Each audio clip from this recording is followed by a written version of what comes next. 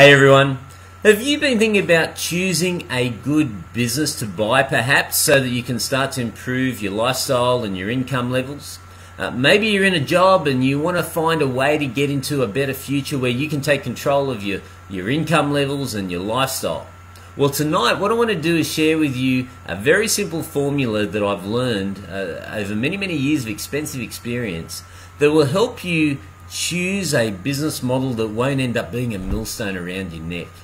Again, I've seen so many people that didn't know what they were doing when they were selecting a business, and they've invested their life savings into buying it, all excited about moving forward and having this incredible life with their own business and finally taking control of their future, and they didn't choose the right vehicle. And as a result, poof! All their money disappears, even though they had the best intentions, and they were stuck with a millstone around their neck.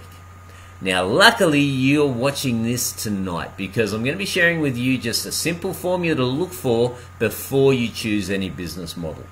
Now, on that note, I am hoping that those of you seeing this, maybe that are in a job, are looking at getting into business for yourself, because that's when you can actually determine your own income levels and your own lifestyle, is when you get to call the shots. I actually believe that this will give you more security than you working for someone, because look, bottom line, according to CEDA, 40% of the jobs are going to disappear within the next 10 years. That's a pretty scary thing. So why don't you carve out your own future by taking control now and buying a business? So here's a few things for you to look for, a simple formula for you to follow. I recommend you grab pen, grab paper, and get ready to take notes on this, because these little simple steps I'm going to give to you will make the difference between you having a winner and a very sad loser. So without further ado, ladies and gentlemen, let me show you how to choose the perfect business model. Alright, so first thing you need to do is work out why you want to go into business. What has it got to do for you? What sort of lifestyle is it going to achieve for you? What sort of income levels is it going to achieve for you? And more importantly, why do you need that income level? So maybe you want to go into business so that you can fund your lifestyle. That's why most people do it. Well, how much do you need to fund it by? How about start with a clear idea of what you want this business to be able to generate for you? So to do that, you need to work out the sort of things you want out of your life, the lifestyle, and then the business again is there to fund that lifestyle. So work out the sort of money you'll need to be able to buy the home of your dreams, or the car you want, the holidays you want. That magic figure, that freedom figure, is what you want to start with, and then look for the businesses that can deliver on that figure. So how do you deliver on the figure? I'm glad you asked. Well, we work out what that number will be. I remember when I did this exercise, my first figure was $300,000. That was for me to buy the home of my dreams, take my beautiful wife on the holidays she wanted to have, drive the car I want, send my kids to the schools they want, etc., etc. I needed $300K a year. And once I had that figure, I could then reverse engineer what I needed to do to make that happen in my business. So, okay, step one, work out what you want out of life, how much will it cost for you to be able to get those things, and then what business vehicle can generate that income for you to do it. Then once you've got that, you then want to look at this formula here, and that is step one, the maths. So what are the profit margins in the products or services that you're looking at offering? Do you have good profit margins in it? It is a critical thing for you to actually have good profit margins. Not, I see many people say, oh, I've got this online business, I'm doing $1 million a year in the business, this is fantastic. Well, they don't tell you they're only putting 10 or 15% on top of the products that they're selling, and so that's like $150,000 that they're making, and then they've got to pay their marketing costs and expenses out of that. Not too cool, ladies and gentlemen. So make sure you got good maths in whatever product or service you're offering. Once you tick that box, you then need to look at the psychology. So do lots of people want what you have to offer with your product or service? It's no good having the best mousetrap in the world if nobody wants to buy it. So make sure there's strong demand out there for your product or service. And then look at the lifestyle. So you may be able to generate great money with the business model that you want to go into, but maybe you need to be there 24/7 to make it happen, like a baker or something along those lines. So again, look at the lifestyle that's going to happen when you put your heart and soul into this business. Now, here's what I want you to also think about. Before you get a business, I want you to really understand the difference between a jalopy that you might invest in or a racing car. Now, a jalopy is when you're swapping time for money.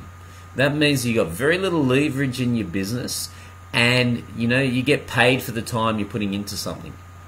Now, a racing car is when you get paid for outcome, ladies and gentlemen. So you get paid for the results that you're getting for somebody. That's where you get real leverage. So look, how do I get leverage? How can I get paid for outcome rather than time? So let's just say again that 300,000 was the first figure you wanted to make out of your business. So you can get by on 300K. And let's say that this is a business model that you might be looking at investing in. So we'll have a look at the maths in this business. And so to get involved in it, you're looking at a starting price of maybe $1.5 million. And that doesn't get you the actual business. You don't own that McDonald's building, etc. You just have the right to run it. Okay, so that's the investment that you're looking at. And that's a fairly typical figure for getting into a McDonald's franchise. They vary. And then according to Mr. Franchise, McDonald's franchise owners make about 10% of their total turnover. And the average turnover on a lot of McDonald's are 2.3 million per annum, which means you might make about 230,000 a year for yourself if you get into a McDonald's. Now that's pretty cool. Okay, is this good margin for you? Yeah, well, it's not too bad. I think you can get by on it. Is it a good return on my investment? Well, not everybody has a cool 1.5 mil lying around that they want to tie up. So again, on the math side of things, how would you rate that? I mean, I think it's a very, very good business model. The next thing you want to be looking at is the psychology. Do lots of people want what I have? Well, yeah, it is definitely a hungry crowd. There are lots and lots of people that want to buy a burger, and they're also very smart. They've gotten into salads and other healthy things as well. Now, what about the lifestyle? Remember, if you own that McDonald's franchise, or you run it, I should say, generally you're open 7 days a week, 24 hours a day. Now, generally they have about 40 to 60 staff as well. Most of them are young teenagers with raging hormones, and I don't know about you, but I know what I was thinking about most of the time when I was a teenager, and it wasn't flipping burgers.